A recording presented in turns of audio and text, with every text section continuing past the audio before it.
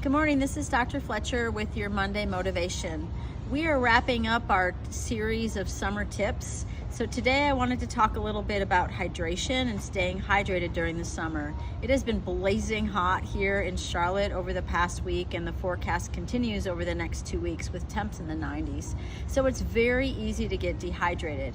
And I see kids out at sports practices, and I'm surely hoping that they're drinking enough water. Our bodies are roughly composed of about 60% water. So it is essential that you stay well hydrated to support all your body functions.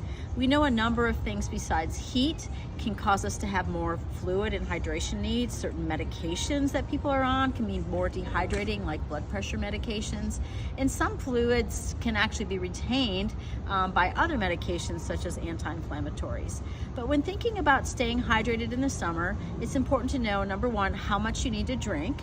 And that can be influenced by gender, by weight, by medications, by outdoor temp and humidity. Roughly for women, basically take your weight and divide it in half and consume about that many ounces. For men, it's just a little bit more than that.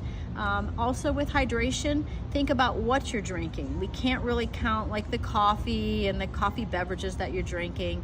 We want to think about pure clean water, filtered water, sparkling water, infusing your water, and also adding electrolytes, which will help you retain some of those fluids. That can be using electrolyte tablets such as Elements, one brand, or Non is another brand, or even something as simple and cheap as like a little pinch of Himalayan sea salt in your water.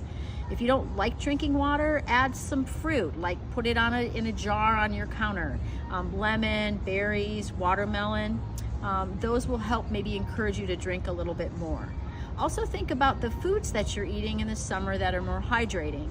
All of the fruits contain a component of water, like watermelons are great, citrus. We get about 80% of our fluid consumption from the water that we're drinking, but we get about another 20% from foods that we're eating. So think about that. And just know that the signs of dehydration can be variable. Sometimes just being fatigued and tired can be an early sign of dehydration. And finally, one last thing, if you're out exercising in the heat, remember to replace over and above how much sweat that you lose when you're exercising. So if you sweat off 2 pounds, that's great, but really you're going to need to replace that by consuming at least double that amount of fluid to get your body back in balance.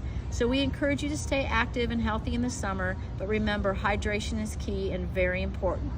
Stay well.